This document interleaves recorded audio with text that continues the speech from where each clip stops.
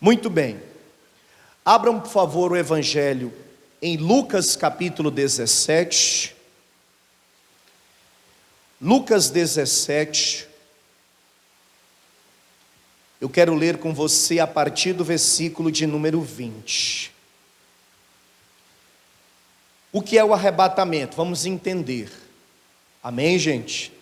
Quem tem caneta, lápis, papel, se você é ágil em digitar no telefone celular, no bloco de notas do telefone, vai digitando. Tem gente que é rapidinho com os dedos para digitar mensagens no telefone, para mandar mensagens, né?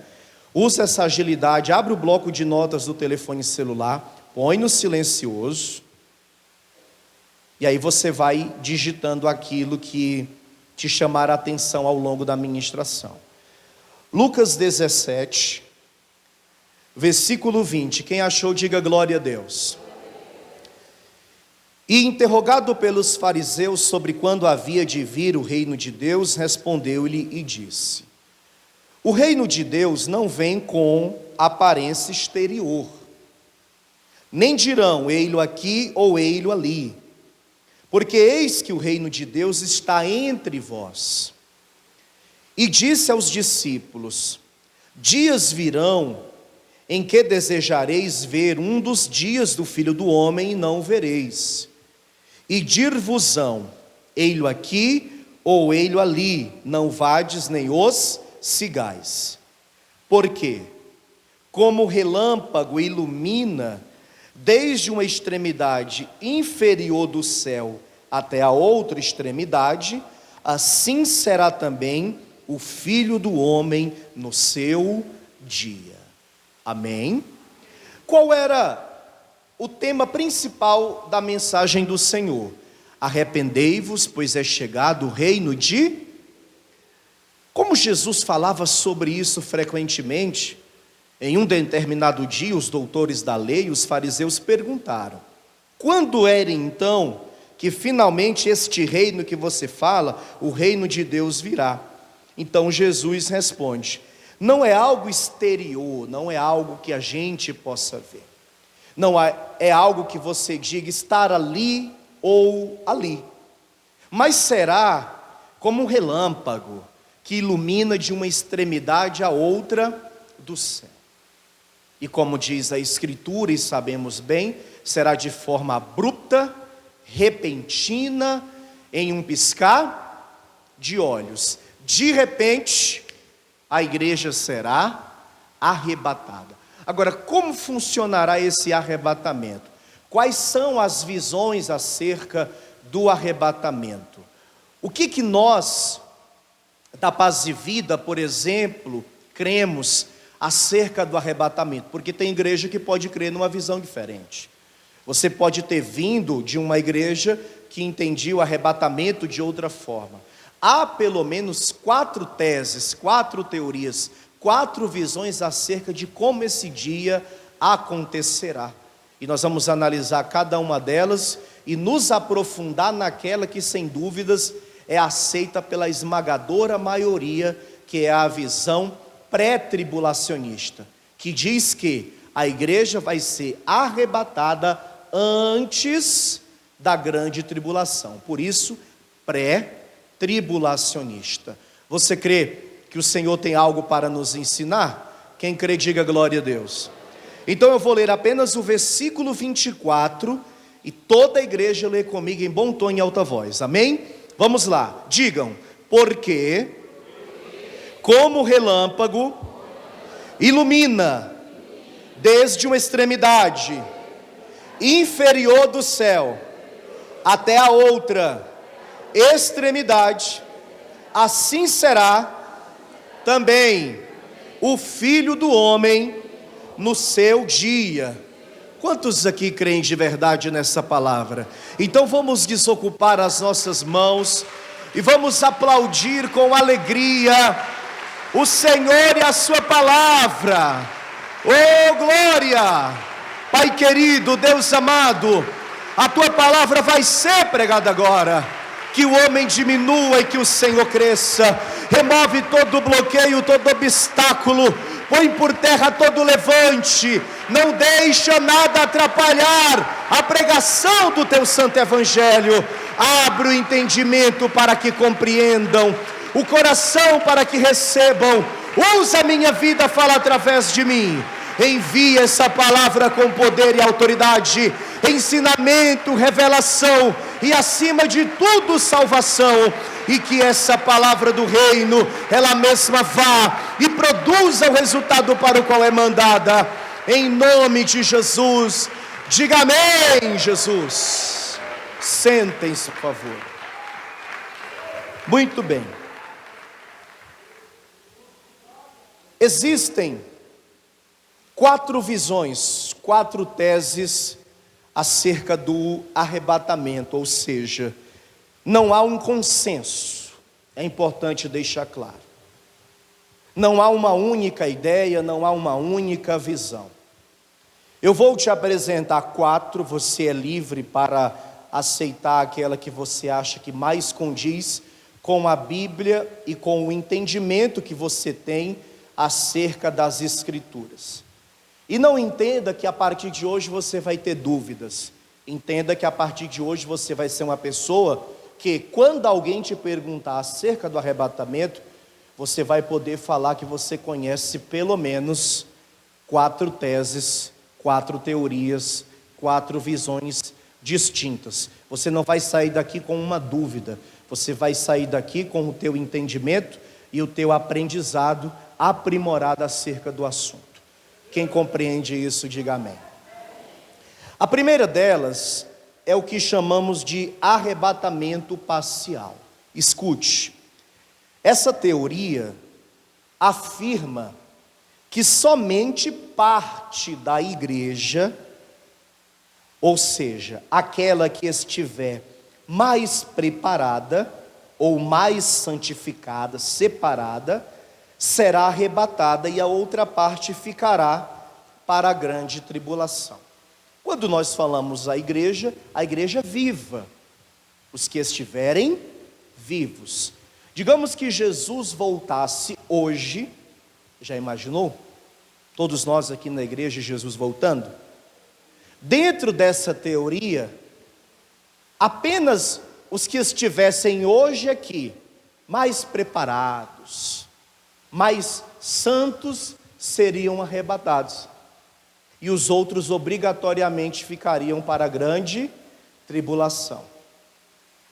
Que coisa, hein? Metade ficando e metade subindo. Quem ficaria aqui entre os que iriam subir? Ninguém vai subir aqui nessa igreja hoje? Ou você acha que você iria ficar entre os que iriam ficar? Então essa é a visão parcial do arrebatamento. Entretanto, aqui tem um problema. Por quê? Se eu acredito nessa visão, eu entendo a palavra de uma forma um tanto errada. Por quê?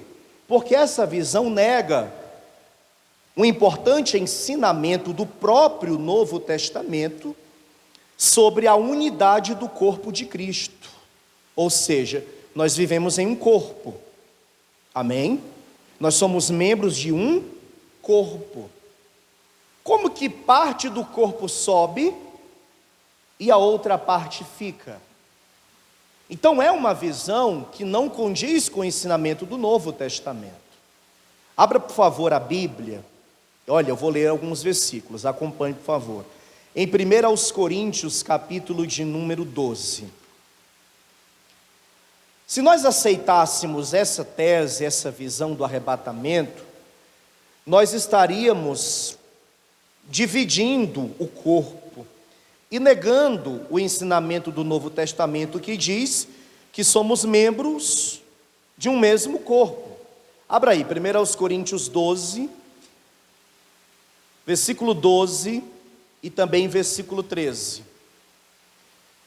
Então a igreja subiria dividida. E se Jesus é o noivo, e nós, a igreja, somos a noiva, seria uma noiva desfigurada, sem parte do seu corpo. Amém, minha gente? 1 aos Coríntios 12, versículo 12. Porque assim como o corpo é um, e tem muitos membros, e todos os membros, sendo muitos, são um só corpo, assim é Cristo também. Pois todos fomos batizados em um Espírito, formando um corpo, quer judeus, quer gregos, quer servos, quer livres, e todos temos bebido de um Espírito. Amém? Mas pastor, não está claro que muitos ficarão? Muitos que não fazem parte da igreja. Muitos que não fazem parte do corpo. Mas pastor, e se uma pessoa que está vindo à igreja ficar, essa tese não se cumpriria? Não. Se uma pessoa que está vindo à igreja ficar, é porque ela nunca fez parte do corpo, ela nunca foi um membro do corpo de Cristo, porque todos que fazem parte deste corpo e são membros deste corpo, no dia do arrebatamento, se vivos estiverem, serão arrebatados, e caso mortos, serão ressuscitados em um corpo glorificado, para estarmos com Cristo para todo sempre. Quem crê, diga glória a Deus. Amém? Quem faz parte desse corpo? Quem é membro do corpo de Cristo? Então essa é a primeira visão, a visão parcial. Parte da igreja sobe, os mais fiéis, santificados, separados, e parte da igreja fica. Entretanto, como eu disse para você, acreditar nessa visão é negar o ensinamento do Novo Testamento, que diz que fazemos parte de um só corpo. A segunda visão é a visão chamada mesotribulacional. Tudo junto. Mesotribulacional. Escute. Essa visão implica dizer que o arrebatamento acontecerá na metade da grande tribulação. Amém, igreja? Você sabe que a grande tribulação será um período de 7 anos, onde na metade será um período bom, será um período muito bom para a terra. Entretanto, a outra metade será uma devastação que o mundo não viu até aqui pelos séculos dos séculos. E essa visão acredita que a igreja ficará para viver esse momento bom, esse momento de paz, ou de uma falsa paz, esse momento de fartura, esse momento de prosperidade, esse momento que não haverá guerras. E após o fim desse momento, quando o anticristo verdadeiramente se revelar, aí a igreja seria retirada, para não ter que passar pelo outro período de 3 anos e meio, que é o período mais devastador que essa terra vai vir. Quem está compreendendo? Mesotribulacional. Ou seja, depois de corridos 3 anos e meio, quando começa o período de maior turbulência, destruição, perseguição e sofrimento. Aqui mesmo, no Novo Testamento, aliás, ficaremos sempre no Novo Testamento, tá? Mas, ao longo do estudo, faremos leituras no Antigo Testamento também. Vá comigo a Mateus capítulo 24. Porque os profetas do Antigo Testamento profetizaram acerca dos acontecimentos futuros e finais. Mas hoje ficaremos aqui apenas no Novo Testamento. Evangelho escrito por Mateus capítulo 24. Olha o que diz aqui apenas o versículo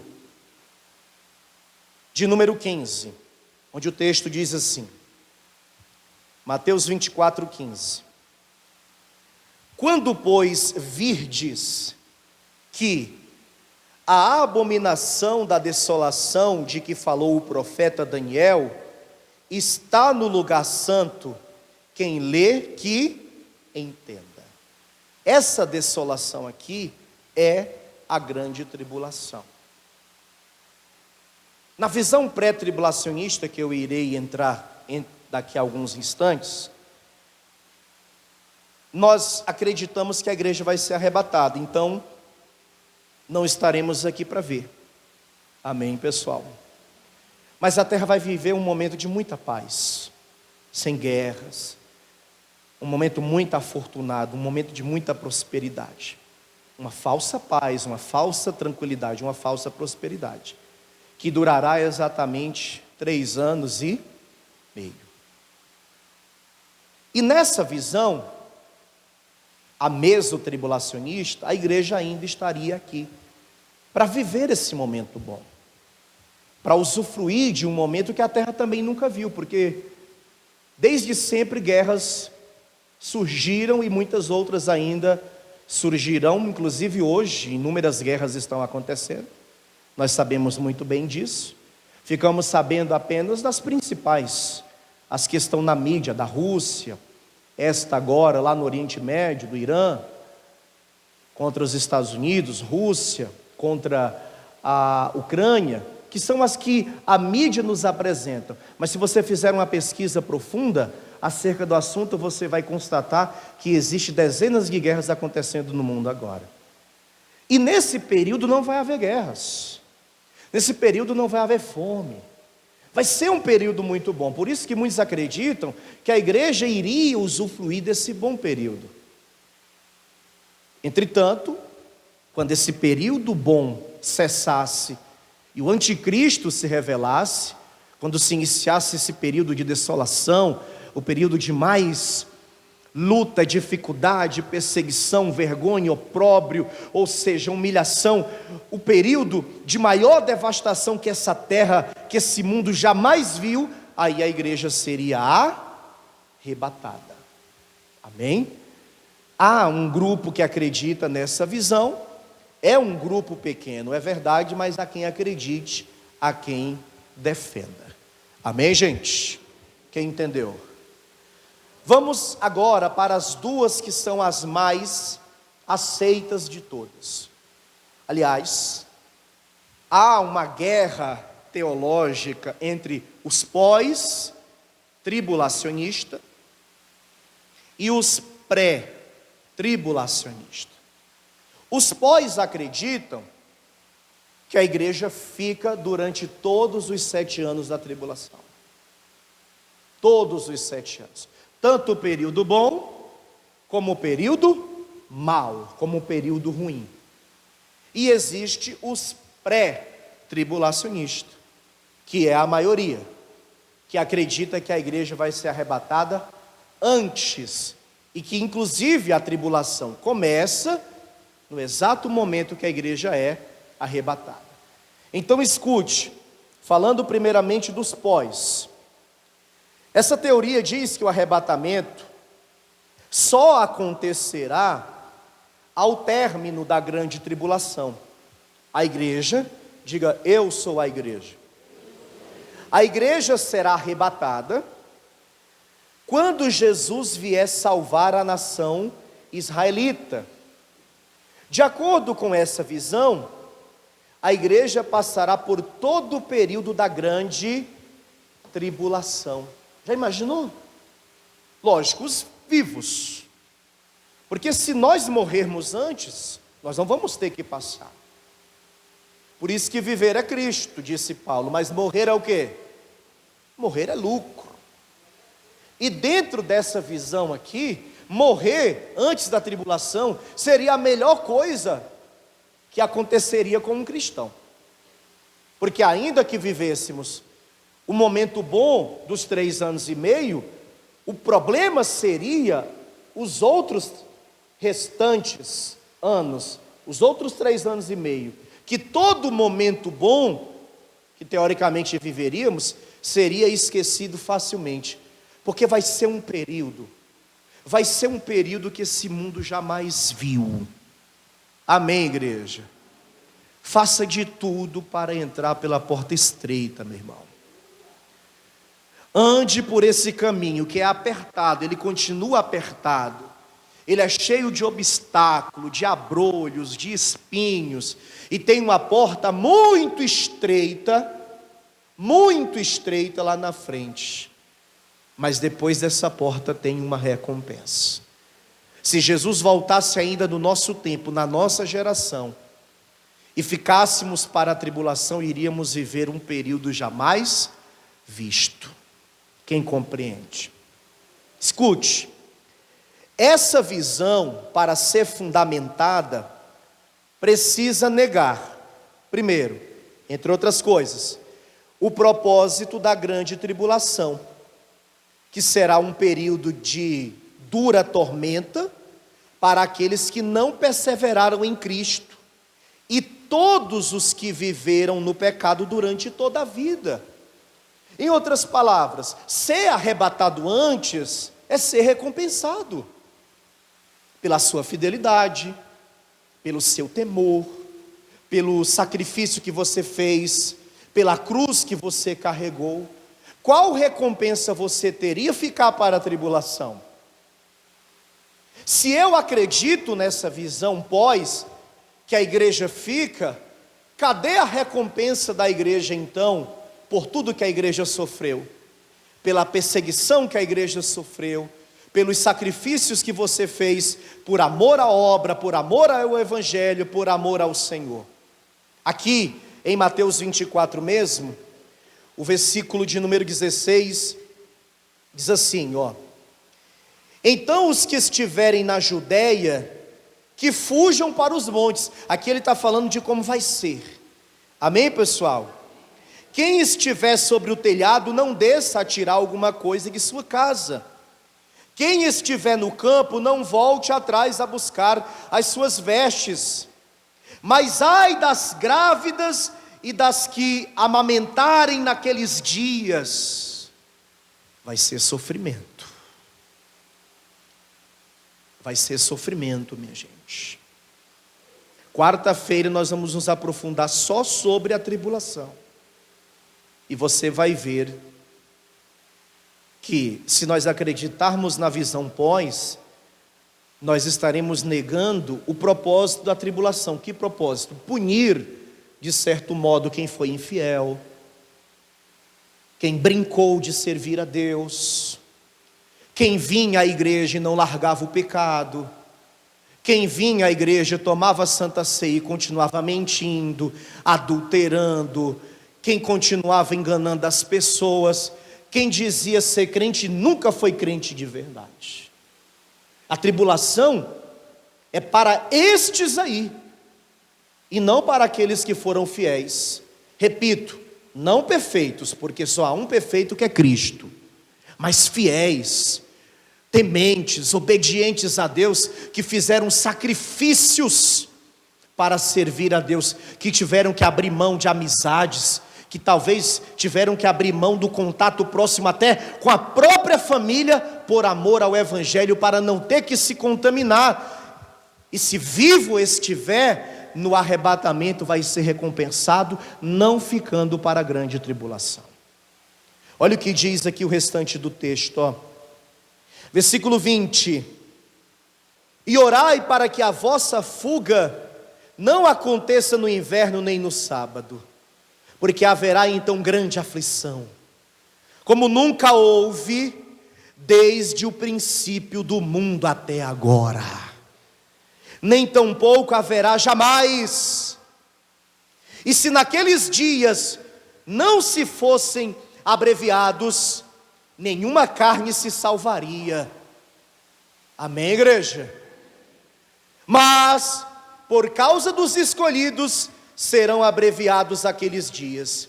Então, se alguém vos disser, eis que o Cristo está aqui ou ali, não lhes deis crédito, porque surgirão falsos cristos, falsos profetas, e farão tão grandes sinais e prodígios, que se possível fora, enganariam até os escolhidos. Eis que eu vulo tenho predito, portanto, se vos disserem, eis que ele está no deserto, não saiais, ou eis que ele está no interior da casa, não acrediteis, Porque assim como o relâmpago sai do Oriente e se mostra até o Ocidente, assim será também a vinda do Filho do Homem, ou seja, no arrebatamento. Amém, igreja? E os salvos juntos com Ele. Quem está compreendendo?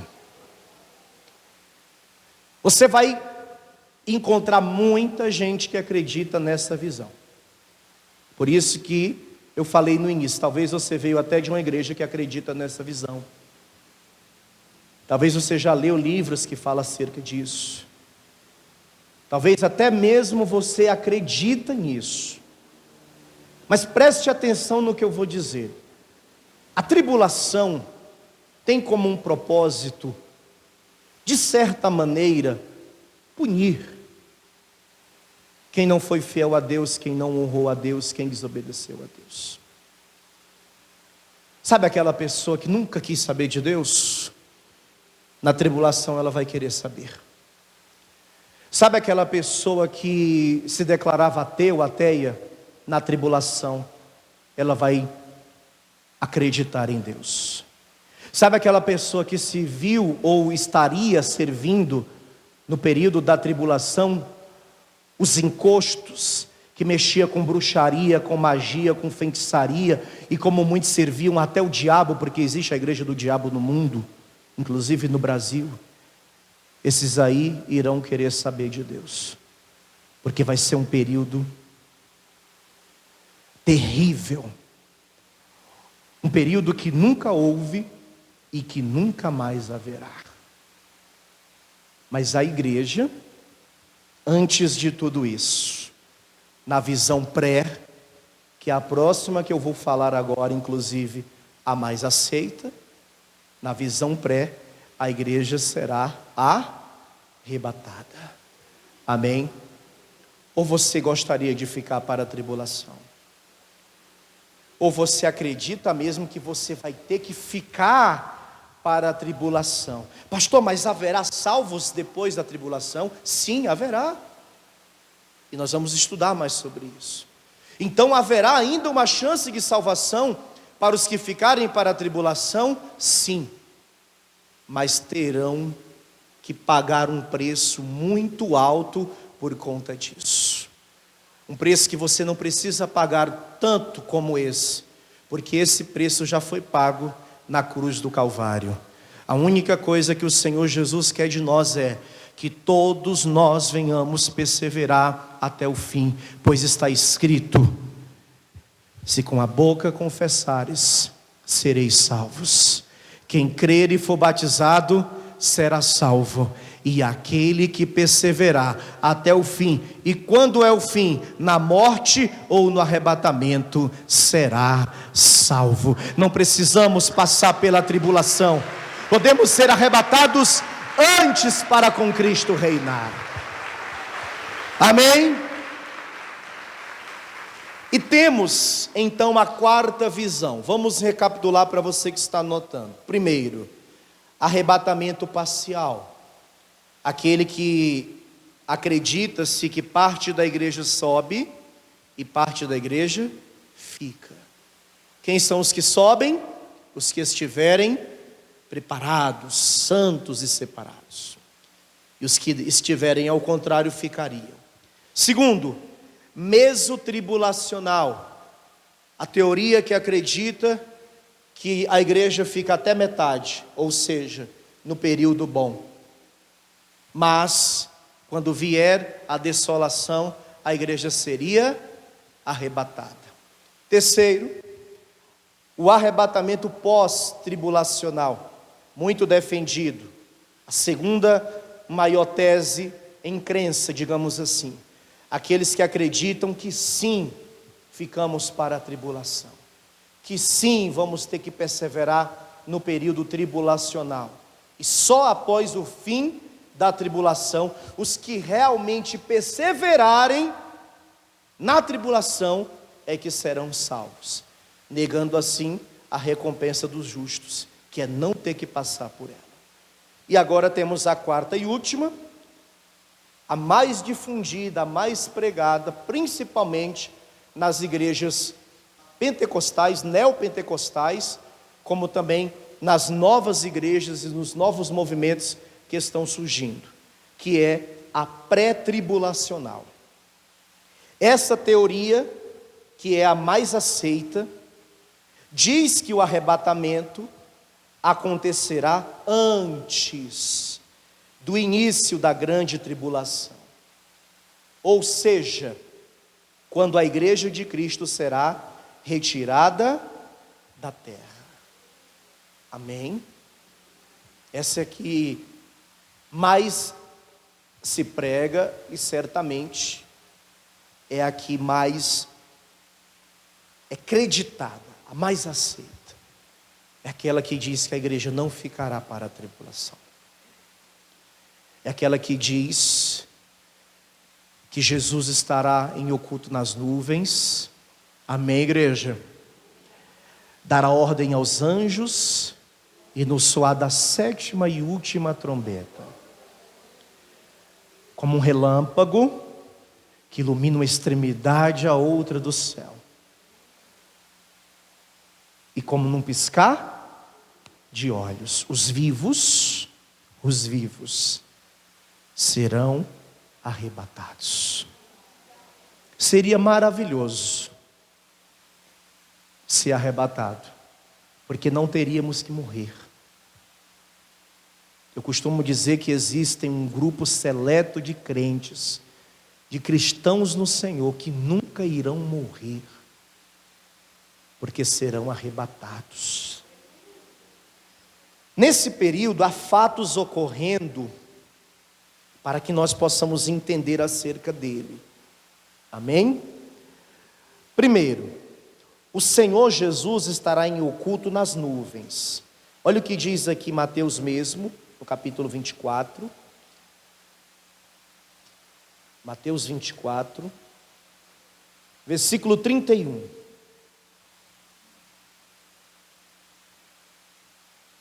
Mateus 24, 31. E ele enviará os seus anjos com rijo, clamor de trombeta. Prepara os teus ouvidos. Amém, igreja? Só os salvos ouvirão. Os quais ajuntarão os seus escolhidos, desde os 4 ventos de uma a outra extremidade dos céus. Que dia glorioso vai ser esse? E que dia terrível vai ser esse para quem ficar e na hora entender o que está acontecendo. Porque quem ficar vai entender imediato. Jesus voltou e eu fiquei. Quem conhece a palavra, quem estará na igreja, pastor, na igreja, sim, na igreja, inclusive na obra, inclusive no altar. Muitos dirão, mas eu profetizei no teu nome, fiz sinais no teu nome. Apartai-vos de mim, vós que praticais a iniquidade, não vos conheço. Inclusive os que estarão na igreja, muitos deles, servindo na obra, servindo no altar. Na hora entenderão, a igreja subiu, Jesus voltou e eu fiquei. Todos entenderão, porque esse mundo perderá a luz que o ilumina e o sal que o tempera, e vai ser difícil, porque aquele que convence o homem do pecado, da justiça e do juízo, no arrebatamento também será retirado. Se com o Espírito Santo as pessoas não se convertem, se com o Espírito Santo as pessoas não mudam, não largam o pecado, não largam a mentira, o engano, o adultério, a prostituição, a fornicação, as pessoas continuam se aproveitando da inocência alheia, as pessoas continuam fazendo coisas erradas. Imagina como vai ser sem o Espírito Santo. Haverá uma chance ainda. É fato, a tribulação não é um fim. Haverá uma chance para quem ficar. Mas vai ser muito, muito, muito, muito difícil. quem compreende isso. Vamos a Tessalonicenses capítulo 4. Porque, pastor, há 2000 anos se prega sobre isso. E olha, Jesus não voltou ainda, pastor. Pastor, eu já sou um homem de 50, de 60. Pastor, eu já passei até dos 70. E se eu morrer? E se eu morrer, pastor? O que vai acontecer comigo? Então vá comigo para 1 Tessalonicenses 4, versículo de número 13. Quem achou, diga amém. 1 Tessalonicenses, falando de livro, ou 1 Tessalonicenses, falando de carta. Capítulo 4, versículo 13, está escrito assim: não quero, porém, irmãos, que sejais ignorantes acerca dos que já dormem. Já ensinei aqui, Paulo usava o verbo dormir para falar dos que morreram. Para que não vos entristeçais como os demais que não têm esperança. Porque se cremos que Jesus morreu e ressuscitou, assim também aos que em Jesus dormem, Deus os tornará a trazer com ele. Dizemo-vos, pois, isso pela palavra do Senhor, que nós, os que ficarmos vivos, para a vinda do Senhor, não precederemos os que dormem. Todas as vezes que eu leio esse versículo 15, eu fico imaginando, Paulo achava que ele seria arrebatado. Porque ele diz, nós, os que ficarmos vivos, como quem dissesse, eu ainda vou ver o Senhor voltar. Ele está falando para a igreja da Tessalônica que não se entristeçam com os que já morreram.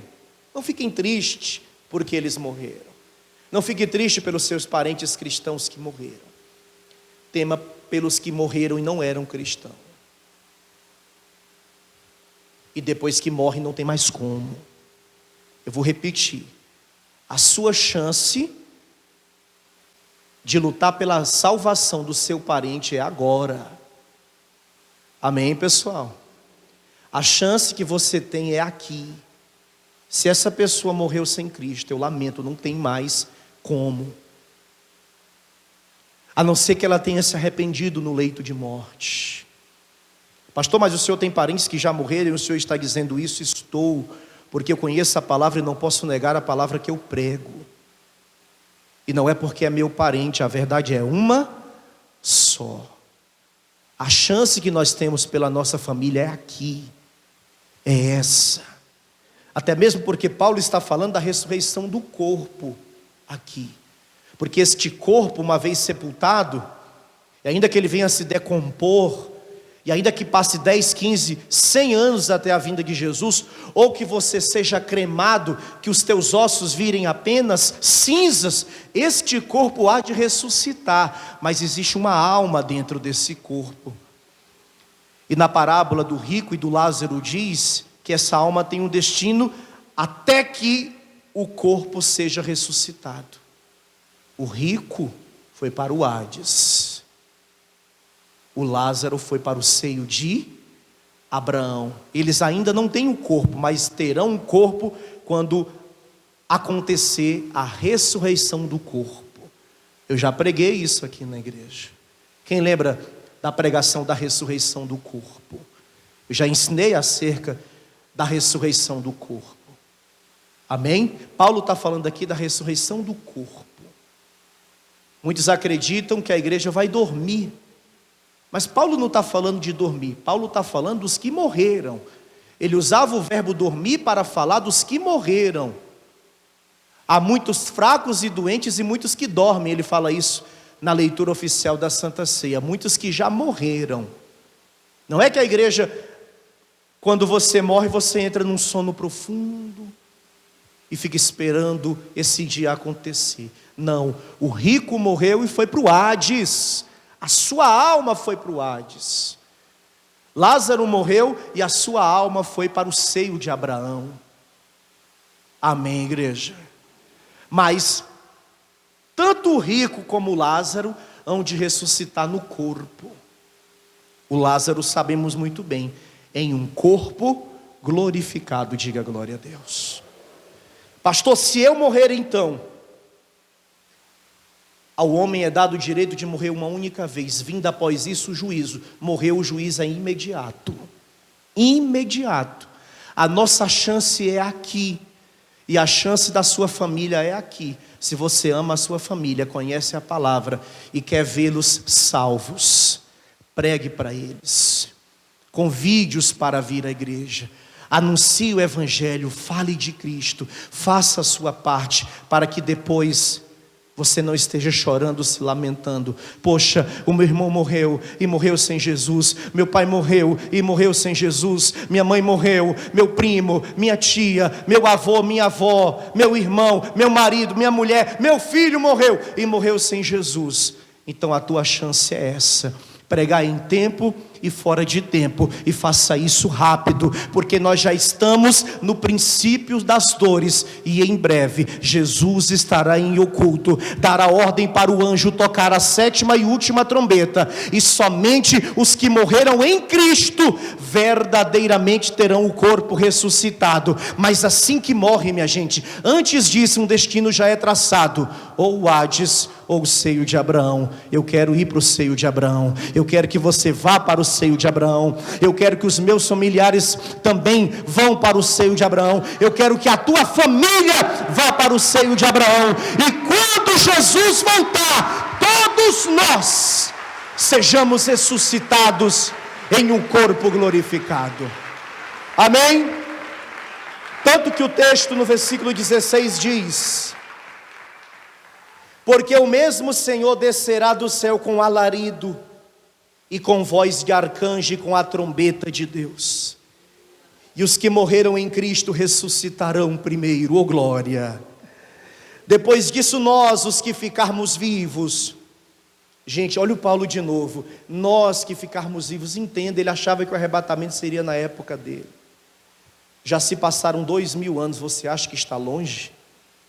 2000 anos depois, você acha que demora ainda? Não, não vai demorar muito, não.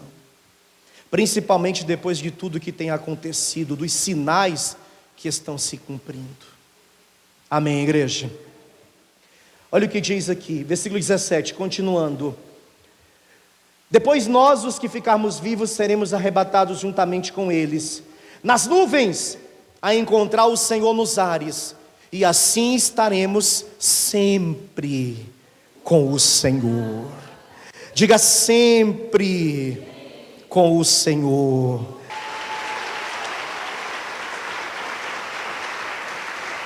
Oh glória! Pastor, e o que acontece com o corpo dos que estiverem vivos? Eu vou subir com esse corpo aqui? Não, lógico que não. Olha o que diz aqui a palavra 1 aos Coríntios, capítulo 15.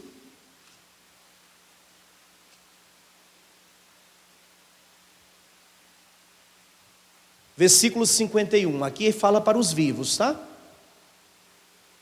Ah, como seria bom não ter que morrer. Quem concorda comigo? Não que eu tenha medo, porque morrer é lucro. Amém? Mas seria bom.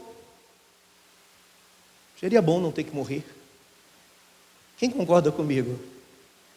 Ninguém pensa assim? Ah, pastor, uma certeza eu tenho da vida, é a morte. E se Jesus voltar antes?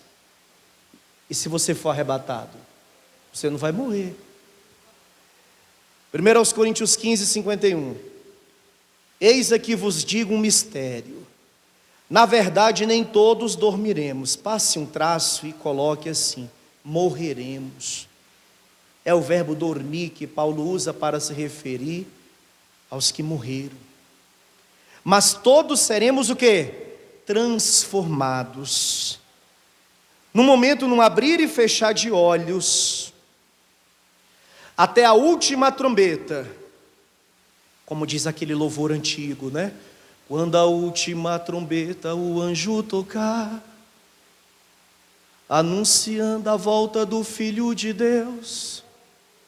Quem conhece esse louvor? Está perto de acontecer, hein, gente? Porque a trombeta soará. Repito, prepara o teu ouvido. Amém?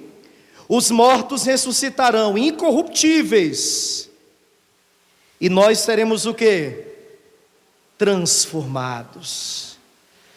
Porque convém que isto que é corruptível, esse corpo aqui, ó, corruptível, se revista da incorruptibilidade.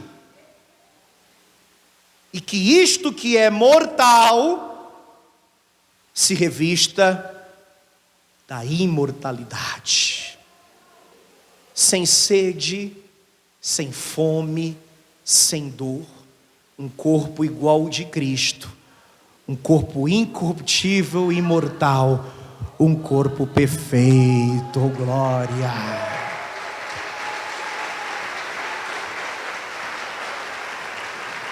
Oh, glória! Mas pastor, quando é que isso vai acontecer? Não sei. E eu vou a Mateus 24 novamente, para encerrar aqui, ó.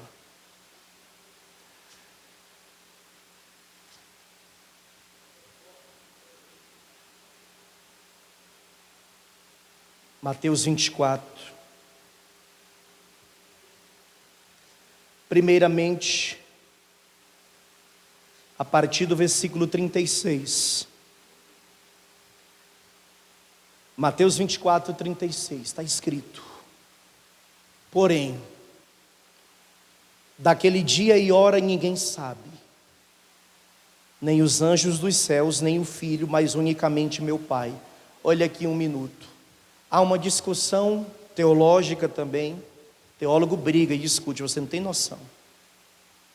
Quer ver discussão teológica? Entra no YouTube e assista os podcasts de teólogos discutindo acerca da palavra. A gente aprende muita coisa, porque os homens são feras, são crânio na palavra. Mas o que eles brigam, o que eles discutem, não é brincadeira. E qual é a discussão, pastor? Uns acreditam que agora Jesus sabe o dia, porque afinal ele está sentado à destra de Deus Pai, o Todo-Poderoso. E ele falou aqui que não sabia, porque afinal de contas, ainda que fosse Deus, ele estava na terra como homem, assim como eu e você. Mas agora, para muitos eles sabem. Perdão, ele, o Senhor, sabe. Outros acreditam que ainda não. Mas eu não sei, e você não sabe. E se algum falso profeta falar acerca desse dia, não acredite, porque ninguém sabe. Agora tem como nós, no mínimo, conseguir ter uma ideia de como será e de o quanto perto estará desse dia acontecer, porque o versículo 37 diz: e como foi nos dias de Noé, assim será também a vinda do Filho do Homem. Porquanto, assim como nos dias anteriores ao dilúvio, comiam, bebiam, casavam e davam-se em casamento, até o dia em que Noé entrou na arca, e não o perceberam, até que veio o dilúvio e os levou a todos, assim será também a vinda do Filho do Homem. Então, estando dois no campo, será levado um e deixado o outro. Estando duas moendo no moinho, será levada uma e deixada outra. Ah, pastor, então eu não vou ficar nem perto de um crente, ou de uma crente. Vai que sou eu que fico e ela sobe. É metafórico o que Jesus está dizendo. Jesus está dizendo que haverá um casal deitado em uma cama. Pega a visão. O marido sobe, a mulher fica. Calma, mulheres, calma. A mulher sobe e o marido fica. Agora calma todo mundo. Os dois ficam,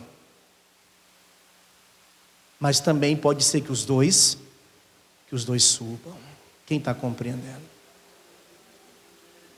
Pode ser que dentro de uma casa suba o filho, fique os pais, ou o contrário. Jesus está deixando claro aqui, metaforicamente falando, que nem todos subirão. É isso que nós temos que entender. Versículo de número 42. Vigiai, pois, porque não sabeis a que hora há de vir o vosso Senhor. Mas considerai isto: se o pai de família soubesse a que vigília da noite havia de vir o ladrão, vigiaria, e não deixaria que fosse arrombada a sua casa. Por isso estáis vós apercebidos também, porque o Filho do Homem há de vir a hora em que não penseis. Estamos vivendo um período pior ou não do que o período de Noé? Então, quem concorda comigo que está cada vez mais perto? E para finalizar, escute, só está faltando uma única coisa acontecer. Uma única coisa acontecer. Pode não parecer, mas só falta isso. Eu vou ler com você agora no capítulo 24, ainda, a partir do versículo 4, onde o texto diz assim: toda a igreja fique de pé, por favor, com a Bíblia aberta na mão. Só falta isso aqui, gente. Eu vou ler e vou te perguntar se aconteceu ou não, e você responde, tá? Acompanhe aí na Bíblia. E Jesus respondendo disse-lhes: acautelai-vos, que ninguém vos engane. Porque muitos virão em meu nome dizendo: eu sou o Cristo, e enganarão a muitos. Já aconteceu isso, igreja? Sim ou não? Já. E ouvireis de guerras e de rumores de guerras. Olhais, não vos assusteis, porque é mister que tudo isso aconteça, mas ainda não é o fim. Já aconteceu ou não, igreja? Já. Porquanto se levantará nação contra nação e reino contra reino, e haverá fomes e pestes, terremotos em vários lugares. Tem fome no mundo, igreja? Tem peste, igreja? Tem terremotos, igreja? Mas todas essas coisas são o princípio das... Nós ainda estamos no princípio das dores. Então vos hão de entregar para serdes atormentados, e matar-vos-ão e sereis odiados, e todas as gentes por causa do meu nome. Isso está acontecendo ou não, igreja? Principalmente no século 21. Principalmente pela mídia, pelas redes sociais, por vertentes políticas, por visões de mundo. A igreja está sendo perseguida, sempre foi e sempre será. Então isso já aconteceu, sim ou não? Nesse tempo muitos serão escandalizados e trair-se-ão uns aos outros, e uns aos outros se aborrecerão. A igreja está cheia de escândalo. Certamente você tem acompanhado a pregação da pastora lá nos Gideões, e certamente você ouviu a acusação que ela fez, porque aquilo é uma acusação, aquilo é um alerta, e escândalos e por cima de escândalos. Um padre comete uma pedofilia, é transferido de paróquia. O pastor adultera, é transferido de igreja. E a igreja perecendo, a igreja sendo escandalizada. Aconteceu ou não aconteceu? Aconteceu. E surgirão muitos falsos profetas e enganarão a muitos, inclusive nos nossos tempos, nas igrejas evangélicas principalmente. Tem ou não falso profeta no mundo? Tem. E por se multiplicar a iniquidade, o amor de muitos se esfriará. A iniquidade é a permanência no pecado, e o amor está se esfriando a cada dia. O amor se esfriou ou não, igreja? Sim. Já aconteceu ou não, igreja? Mas aquele que perseverar até o fim será salvo. Pastor, o que é que falta? Só o versículo 14. Quando alguém te perguntar o que é que está faltando para Jesus voltar, leia Mateus 24, versículo 14 e diga isso para ela. e este evangelho do reino será pregado em todo o mundo, em testemunho a todas as gentes, e então virá o fim. É só isso que falta. Quando esse evangelho chegar no mundo todo, o pastor ainda não chegou com internet, televisão, rádio, não. Porque se tivesse chegado, certamente Jesus teria voltado. Porque toda a palavra tem se cumprido pelos séculos dos séculos. E ela há de se cumprir quando todos ouvirem que Jesus Cristo é o Senhor, então o fim chegará. Quem recebe essa palavra?